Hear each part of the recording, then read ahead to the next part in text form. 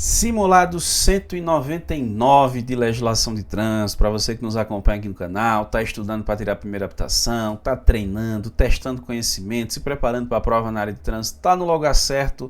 São sempre 3 questõezinhas por vídeo e vamos lá para a primeira das questões do simulado número 199, que é a questão de número 645. Questão número 645 é a seguinte, ó. Ao efetuar uma ultrapassagem nas interseções e em suas proximidades, seria um encontro de vias, como por exemplo um cruzamento, o condutor deverá reduzir a velocidade, dirigindo com atenção redobrada. Olha lá, cara. Aqui é o seguinte, olha. Nós temos uma previsão no Código de Trânsito Brasileiro, cadê eu? Tô aqui, pronto. Nós temos uma previsão no Código de Trânsito Brasileiro que é o seguinte, ó. Nas interseções e em suas proximidades, de acordo com o artigo 33 do CTB, não pode efetuar ultrapassagem. Olha lá o detalhe. Esse artigo 33 está no capítulo 3 do Código de Trânsito Brasileiro, que trata das normas gerais de circulação e conduta no trânsito.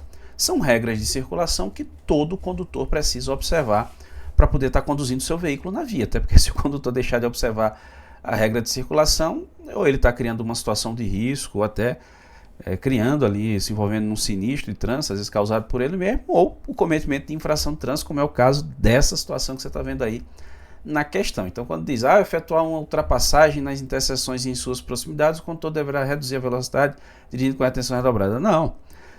Nesse caso aí, ultrapassagem em interseção ela é proibida, está lá no artigo 33 do CTB. Inclusive, quando isso ocorre, uma ultrapassagem numa interseção, para você ter ideia, é infração, prevista lá no artigo 202 do CTB, em seu inciso 2. Para você ter ideia, essa infração aqui, inclusive, que é de natureza gravíssima, e prevê aqui o registro de 7 pontos prontuário, ela é uma gravíssima vezes 5, ou seja, ó o brinde, ó, R$ 1.467,35 somente, né?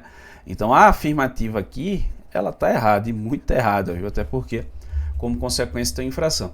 Ou seja, você tem lá uma norma primária, na regra de circulação, e o desrespeito traz aí essa canetadinha bem massa que você está vendo aí, tá certo?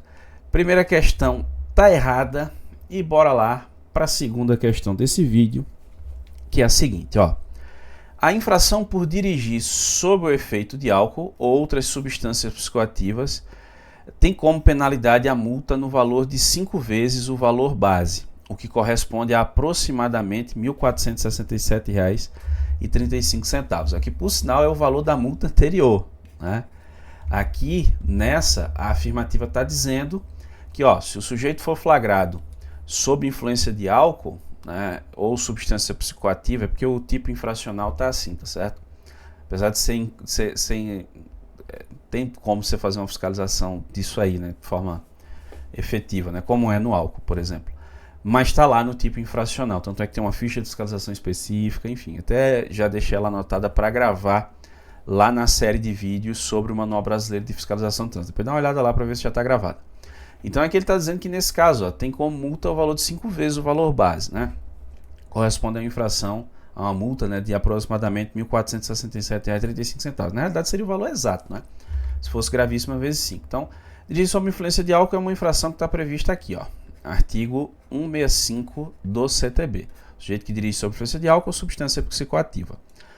Como se trata de uma infração de natureza gravíssima, o valor base, né, que a gente encontra aqui, ó, no artigo 258 do CTB, para uma infração gravíssima, que na redação original do CTB, lá atrás, você ainda encontra essa expressão no código, já revogado, claro, essa parte, ele era definido em um FIR, o FIR é a Unidade Fiscal de Referência, que foi extinto no início dos anos 2000. E aí, o último valor do FIR na época, que era R$ 1,0641, ele foi congelado, e tanto é que uma infração gravíssima, por muitos anos, custava R$ 191,54, né? Somente em 2016, com a entrada em vigor da Lei 13.281, que é de maio de 2016, mas entrou em vigor em 1º de novembro de 2016, é que nós tivemos um reajuste nos valores das multas de trânsito. Esse artigo 258 passou a prever os valores das multas em real e não mais em UFI. Então o valor base para essa infração é de R$ 293,47, que é o valor de uma infração de natureza gravíssima. Só uma observação, a lei permite que o CONTRAN faça esse reajuste. Até agora, desde 2016, não foi feito. Tá bom? Então, desde 2016 a gente tem esse valor aí. Só que essa infração gravíssima aqui é o seguinte, ó, não é gravíssima vezes 5, isso aqui está errado. É gravíssima vezes 10, né? Você já está ligado aí no movimento, né? Está explicando que a gente vai pegando aqui os pontos aí da questão para ir trazendo essas informações para vocês. Além disso, né, não tem registro de pontuação, porque essa infração prevê como penalidade, além da multa, a suspensão do direito de dirigir pelo período de 12 meses. O veículo fica retido até a apresentação de um condutor regularmente habilitado e sóbrio. Com isso, se a multa é gravíssima vezes 10 esse valor, significa dizer que vai custar o quê? R$ 2.934,70. O valor da promoção quando o sujeito comete essa infração do artigo 165 do CTB, que é dirigir sob influência de álcool. Então a afirmativa aqui, ela está errada. Beleza? Bora lá para a terceira e última questão desse vídeo, que é a seguinte, ó. Um exemplo de infração grave, às vezes só a natureza de infração, né, bicho? Um exemplo de infração grave é conduzir o veículo com equipamento obrigatório ineficiente ou inoperante. E aí? Um exemplo de infração de natureza grave é conduzir o veículo com equipamento obrigatório ineficiente ou inoperante. Essa infração do equipamento obrigatório ineficiente ou inoperante, ela está prevista aqui no artigo 230, inciso 9 do CTB. O que seria um equipamento obrigatório, e só para constar, né, o inciso 9 ele fala também do equipamento obrigatório ausente, que é quando o equipamento não está ali. Ineficiente ou inoperante, ou ele não está funcionando da forma que deveria, ou ele não está funcionando. Então perceba, o equipamento obrigatório não é que ele está ausente, ele está lá. Mas ele não está funcionando como deveria, ou não está funcionando de forma alguma. Como é um equipamento obrigatório, ele precisa estar funcionando, né? Se não, é caneta, e a infração ela é de natureza grave, realmente.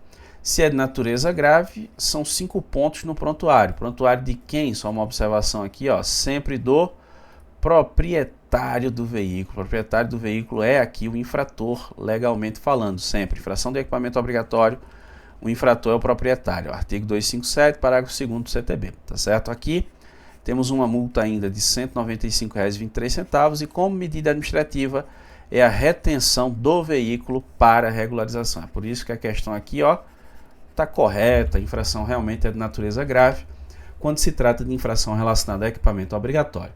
E aí eu quero saber de uma coisa, ó, acertou quantas? Deixa aí nos comentários. Fechou? Certinho? As 2 primeiras erradas, a terceira foi certa? Deixa aí nos comentários. Ficou com dúvida? Concorda com algo? Discorda de algo? Faltou alguma coisa na explicação? Fica à vontade, cara. Vai deixando aí nos comentários que a gente vai trocando ideia, discutindo, debatendo e aprendendo todo mundo junto, beleza? Agradeço muitíssimo a você que me acompanhou até aqui. Um grande abraço. Até a próxima.